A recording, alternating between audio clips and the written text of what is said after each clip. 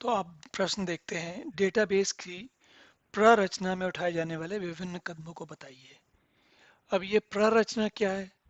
तो होता क्या है, डेटाबेस में जानकारी बहुत सारी होती है और इतनी सारी जानकारी को लेकर सही दिशा में चलना बहुत आवश्यक होता है। नहीं तो आप, यदि आप गलत दिशा में चल पड़े एक बार, तो फिर सारी मेहनत दोबारा करनी पड़ती है।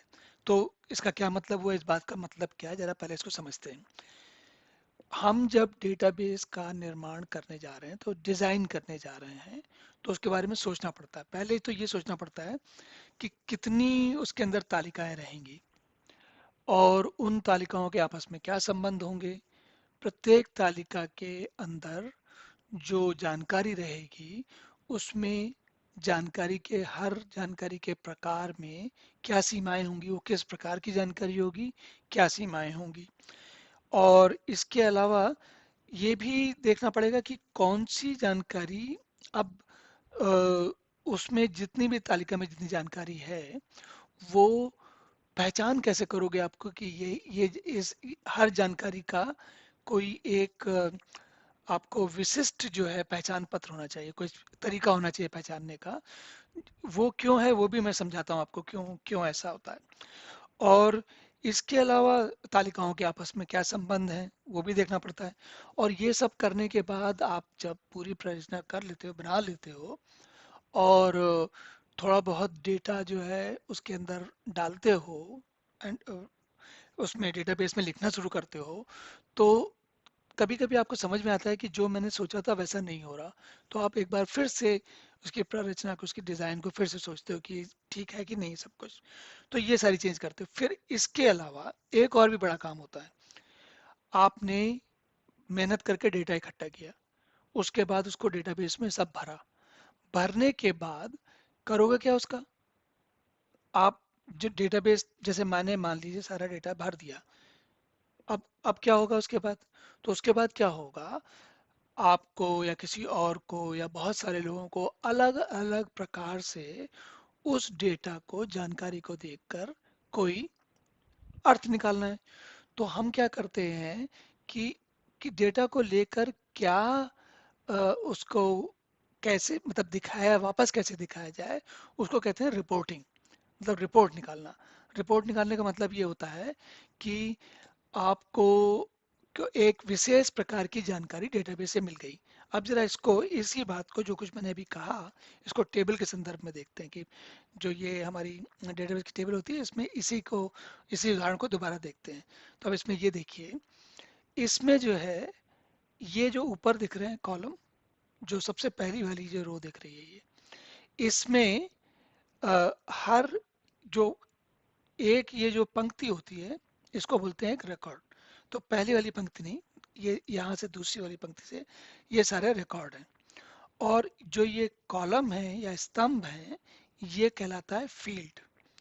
अब कॉलम और फील्ड का, रिकॉर्ड और फील्ड का मतलब क्या है, क्यों कह रहे हैं ये बात?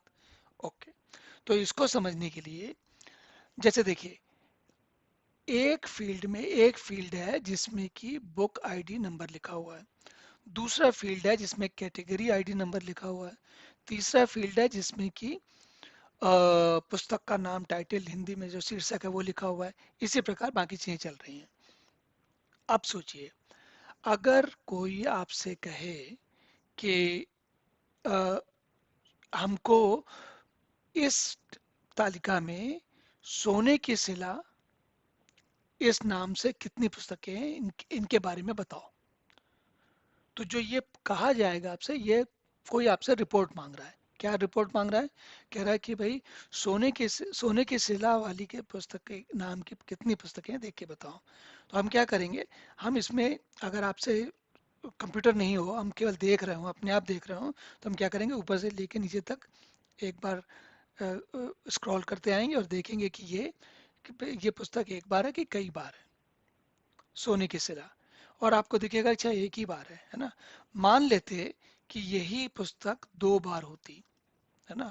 अब मैं इसको क्या करता हूँ कि मान लेते हैं कि इसको एक कॉपी करता हूँ और फिर यहाँ पर इंसर्ट कर देता हूँ, पेस्ट कर देता हूँ। अब दो बार हो गया। और मैंने इसको एक काम किया, इसको बोला कि तुम इसका नाम कर दो अ, आशीष सेनगुप्ता।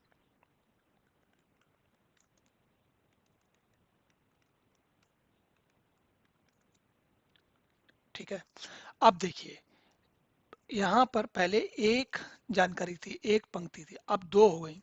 सोने की शिला की दो पंक्तियां हैं।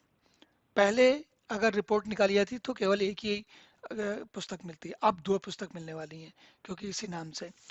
अब कभी ऐसा हो जाए कि सोने की शिला और दो सुरेश यादव भी दो हों और दोनों लोग वाकई अलग अलग हों, लेखक भी अलग और नाम भी लेखक भी एक और नाम भी एक, ऐसा भी हो सकता है, संभावना है।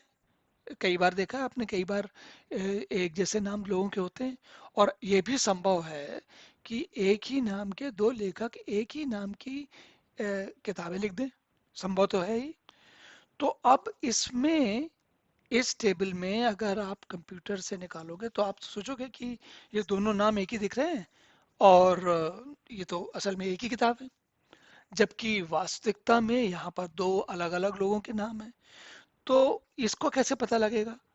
तो कंप्यूटर की दुनिया में, डेटाबेस की दुनिया में एक एक होती है जो इस सारे जो जितनी भी ये जो कॉलम्स दिख रहे हैं जितने भी, इनमें से एक कॉलम ऐसा होता है जिसको बोलते हैं प्राइमरी की, मतलब कि ये जो मुख्य पहचान होती है।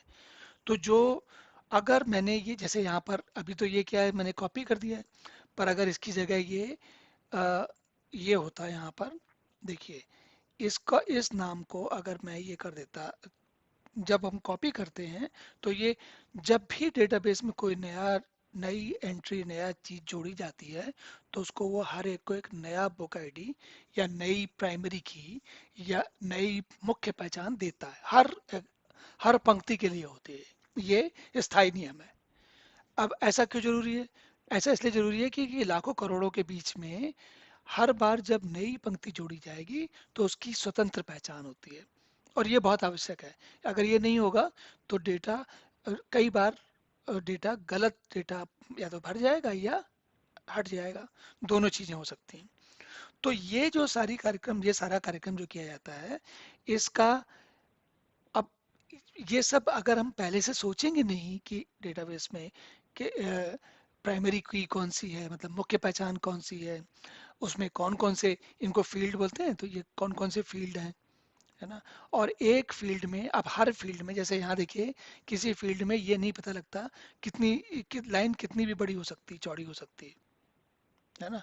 लेकिन अगर लाइन बहुत चौड़ी करेंगे तो जगह लेता है वो।